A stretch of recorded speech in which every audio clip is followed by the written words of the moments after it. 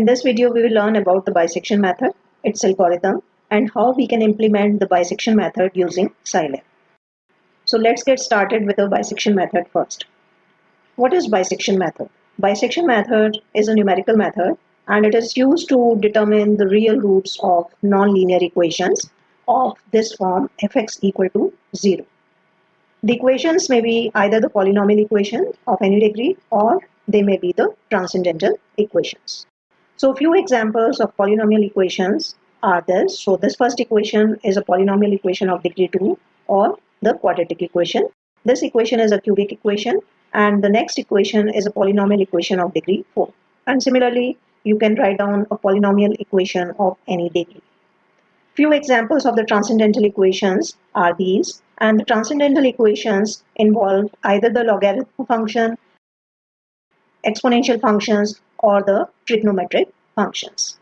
Now, if you have to determine the roots of, say, quadratic equation or a cubic equation, we can easily determine their roots because we know the algebraic formulas and we can get the values of the roots in terms of the coefficients. But as the degree of the polynomial is high and it is, say, higher than degree 4, then we do not have any such algebraic formulas and so we cannot determine their roots. So how to determine the roots of such equations? The polynomial equation of higher degree or the transcendental equation where we do not have any algebraic formulas. So in order to determine their roots, we have to make use of the approximate methods. And bisection method is one such numerical method or the approximate method which is used to determine the real roots of polynomial equation of any degree or the transcendental equation. So here in this video, we will learn how we can make use of this method so as to determine the real roots. You cannot determine the complex roots using the bisection method. This is the limitation, but you can determine the real roots using this particular method. So let's see how we can use the bisection method. Now, the bisection method is based on the intermediate value theorem. And this theorem states that if the function fx is continuous in the interval a and b, and the value of the function at a and b are of opposite signs, then there exists at least one root between a and b. So it is this theorem which is made use of in the bisection method. So let us learn how. We will try to understand the bisection method using the graphical method. Now suppose I have taken any arbitrary function and if we plot the function fx versus x, this is how the plot looks. Now if we look at the function, we see that the function is continuous, and if we choose the interval a and b, we see that at x equal to a, the value of the function is positive, and at x equal to b, the value of the function is negative. So we see that according to the theorem, the function is continuous in the interval a and b, and fa and fb are of opposite signs, then there exists at least one root between a and b. And now from this graph, it is clear that the root of this particular function is somewhere over here, because at this x value, the value of the function is 0. And it is this root which we have to determine using the bisection method. So in the bisection method, first step is that you have to choose the interval such that this condition is satisfied, that the function at a and f at b must be of opposite signs, or mathematically you can say that the product of these two should be negative. If it is negative, that means the functions at a and b are of the opposite sign.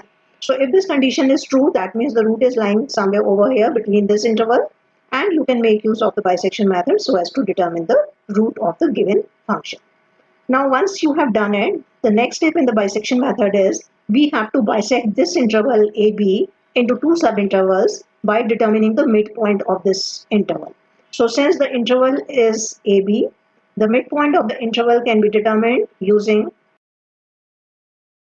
m is equal to a plus b by 2. So over here, say graphically, the midpoint is lying somewhere over here. Now, once you determine the midpoint, then the given interval AB is divided into two subintervals. First subinterval is a and n, and the second subinterval is lying between m and b. So this is the second subinterval. So by determining the midpoint, we have divided the given interval AB into two subintervals, that is AM first subinterval and the second subinterval is between M and B. Now out of these two subintervals, now we have to select that particular subinterval which is enclosing the root. And how we can determine which subinterval is enclosing the root? For that again we have to check that the function should be of opposite sign. Now if we look at the value of the function at x equal to a, we know that it is positive. And if you determine the value of the function at say x equal to m, then from the graph it is clear that it is negative. So now again over here if we look at this first subinterval, in the first subinterval the value of the function at a and at m, they are of opposite sign, that means the product is less than 0. So if this condition is met, then that means the root is lying between the first subinterval. So we have to select the first subinterval and we have to discard the second subinterval. If we check the value of the function in the second subinterval, we see that at x equal to m the function is negative, as well as at x equal to b the function is negative. So the function is of same sign. So what we have to do is we have to discard this interval. Now once we have selected this new subinterval which is 1, over here what we'll do is we'll change this m to b. So the next thing which you have to do is you have to set m equal to b, and then we have to again repeat the process. And the process which we have to repeat is we have to now again divide this first subinterval into two subintervals by determining the midpoint. So now if say the new interval is AB, the midpoint of this interval will be somewhere over here. Let me erase the previous. Okay. So now if we determine the midpoint of this new interval AB, after the first iteration, the midpoint is this. So we have again two subintervals. This is the first subinterval in the next iteration, and the second subinterval is this in the next iteration. Now out of these two subintervals, again we have to select the subinterval which is enclosing the root. Now if you determine the value of the function at x equal to m and a, we see that both are positive, whereas at m and b the functions are of the opposite sign. So that means now over here we have to discard this subinterval 1 prime and we have to choose the second subinterval.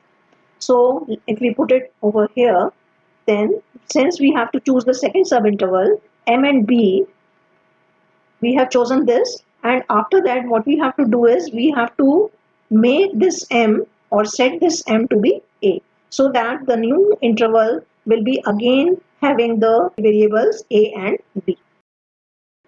So this process we have to iterate and we have to keep on repeating unless and until the modulus of the new interval is less than some small value which we denote with a epsilon. And this epsilon we'll discuss more in detail when we'll do the programming. We will see that if you take this epsilon to be say 0.01, then you get the root accurate up to the first decimal point. And if you change it to a smaller value, say 0.001, then you get a root which is accurate up to the second decimal point. So depending upon how much accuracy or how many decimal points accuracy is desired, you can change this epsilon. And as you improve the accuracy, then you will see that more number of iterations will be needed. This we'll discuss when we'll do the programming. So this is how the bisection method works. So let me again repeat what we have to do in the bisection method. In the first step, we have to choose the interval AB such that the functions are of opposite sign. That means the product of FA and FB should be less than 0. If this condition is not met, that means the functions are of the same sign and you have to change the interval such that this condition is met, because if this condition is not met, then it is not necessary that the root will be enclosed within the given interval and you may fail to get the desired root. So this is the first condition which must be satisfied. In the next step, we have to determine the midpoint of the interval, and we can do that using this simple formula. And this will, once we determine the midpoint of the interval AB, what we get two subintervals. One is between A and M, and the second interval is between M and B. And out of these two subintervals, we have to see which subinterval is enclosing the root. If the first subinterval is enclosing the root, That means if the product of FA and FM is less than 0, if this condition is met, that means the root is lying between this first subinterval, and if it is so, then what we have to do is we have to set M to B. This is what we have to do. But if this condition is not met, that means the root is not lying in this first subinterval and it is lying in the second subinterval. If that is so, then what we have to do is we have to replace this M with the A. And we have to keep on repeating this step and this step unless and until, as I told you, the modulus of the interval is less than small value epsilon, and this epsilon value you can change depending upon how much accuracy you want. So now after this, let us see how the algorithm of the bisection method looks like. So the algorithm is same what we have just discussed, and the first step in the algorithm is we have to choose the interval AB such that this condition is met. Then in the second step we have to determine the midpoint using this formula. In the third step, if the product FA and FM is less than 0, then the root is lying between the subinterval A and M, and if it is so, then we have to set M to be B and we have to go to the step 2. If this is not so, that means the root lies in the second subinterval between M and B, and if it is so, then what we have to do is we have to set A equal to M, and again we have to go to step 2. Now we have to repeat the steps 2 and 3 until the modulus of B minus A is less than epsilon. And as I told you, if you take epsilon as 0.01, then you get the root accurate up to the first decimal place. If you change epsilon to 0.001, then you get the root accurate up to the second decimal place. So depending upon how much accuracy you want, you can change this epsilon and you can get the desired root. So now we have discussed the bisection method and its algorithm. After this, we'll see how we can implement the bisection method using Scilab. And for that, we are taking this equation for which we have to determine the roots. So in order to determine the roots using bisection method, we have to start with the chosen interval. So we have to choose the interval, and for that we have to do it manually. So for that, we evaluate the function at x equal to 0 and the value is -1. If you evaluate this function at x equal to 1, the value of the function comes again as -1. Now if we evaluate it further at x equal to 2, the value of the function comes out to be 5. So we can now start with the interval, and we can choose the interval to be 1, 2, or we can choose the interval to be 0, 2, but we cannot choose the interval as 0, 1. The reason being that the value of the function at x equal to 0 and at x equal to 1 is negative. So the bisection method may not give us the desired root because the interval may not enclose the root. So we will have to choose the interval as 0, 2 or 1, because the condition should be that FA into FB should be less than 0. So in order to do this, let us see how we can program this particular problem using Scilab. So the first statement over here is used to clear the variables and to clear the console window. Then we are using the function, and within the function definition we see that we have just statement, and this is nothing but this is the equation of which we have to determine the roots. So since we are doing it for x cube minus x minus 1, so that is why we are using this statement in the function. So if you have to determine the roots of some other equation, you have to make a respective change in this statement only.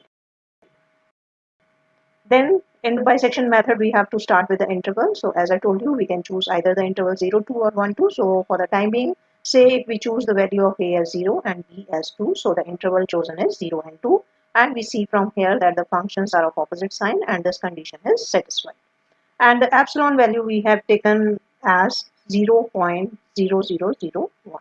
As I told you that we can play with this epsilon value, and depending upon how much accuracy is desired, we can adjust this epsilon.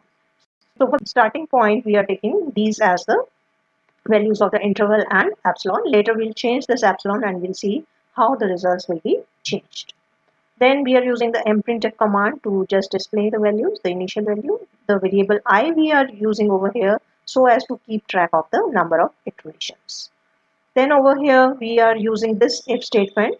Say if the interval chosen by the user is not correct, then our program should display the error message. So for that, what we are doing is this, that if the product of FA and FB comes out to be greater than 0, then what will happen is that our program will check that, and then it will display that the interval is wrong, and the user has to give the interval value once again and execute the program again. But if the chosen interval is correct, then after else we see that we are using this statement. So now we have to compare it with algorithm. So the algorithm says that the steps 2 and 3 have to be repeated unless and until this condition is satisfied. So in order to make this happen, what we are doing is that we are using this while loop. And within the while loop, our statements 2 and 3 in the algorithm will be there. So in the while loop, we see that we have given the condition, and the condition is this, that absolute of b minus a is greater than or equal to epsilon. So as long as the modulus of b minus a will be greater than or equal to epsilon, then our while loop will be executed. And the moment this condition happens to be false, then it will come out of the while structure, and whatever statement we give after the while loop, that will be executed. Now we have to repeat the steps 2 and 3 as long as this condition is satisfied. So for that, what we are doing is this step 2 in the algorithm is this. We are determining the midpoint, then we are displaying the values, the various values, so as to get the tabular form results. And then over here, if we look at this if else statement in the line number 15, 16, 17, 18, this is equivalent to the step 3 in the algorithm. So if this FA into FM is less than 0, what we have to do is we have to set the value of M to be B, and this is what we are doing. So if this condition is satisfied, then B is set to M. Otherwise, then the A value has to be set to M because the root is lying in the second interval. So the third step is seen over here. And then once this is done, what we are doing is we are incrementing the value of I because we have to keep track of the iteration number. So we see that this while loop will be executed as long as this b minus a is greater than or equal to epsilon. The moment it comes out to be less than epsilon, then the loop will stop and the final value of the root will be displayed. So this is a simple program which we have written using Scilab. Now let us execute this program and see what do we get. So on execution, we see that we are getting the result. This is the starting interval. This is the epsilon value which we have displayed. And then we are getting the tabular result. The first column is representing the iteration number. Second column is A value, B value. This is the next column is the M, the midpoint of the chosen interval. And then this is the value of the function at the midpoint M. And then finally, this is the absolute value of B minus A. So over here in the first row, we see that it is 2. So we are getting 2 over here. Then in the next iteration, we are getting these values, and these iterations will continue as long as this will continue. It will continue as long as the modulus of B minus A is greater than or equal to epsilon. So now let us look at the last iteration, that is the iteration number 15. So in the iteration number 15, we see that in the last column, we are getting the modulus of B minus A, and it is 0.00012. So it is greater than epsilon. If we compare the A and B value, we see that the values of A and B, they are matching up to the third decimal place. And finally, the result, the value of the root is displayed, and it is like this. Now let us make a change in the epsilon value. If I increase the epsilon value, that means the less accuracy is desired. I am interested in the first decimal accuracy, and execute it again. Let us see how many iterations will be needed and what will be the result. So if the epsilon is 0.0001, the value is this, and 15 iterations are required. And if I have increased the epsilon value for the less accurate result, let us see what do we get. So we see that only 8 iterations are required for this epsilon value, because now we need the accurate result up to the first decimal place. And if we look at this last row over here, and if you look at the values of A and B, you see that the values of A and B are matching up to the first decimal place. And this is the value of the root which we are getting. So you can change this epsilon value depending upon how accurate results you want. If you want say accuracy up to more number of decimal places, then you have to reduce this epsilon value, but at the same time you have to see that as you go for the higher accuracy, the number of iterations will be more and more will be the computation time. So you have to choose between the accuracy and the computation time which is required to get the roots. So this is how you can determine the roots of any transcendental equation or the polynomial equation using bisection method.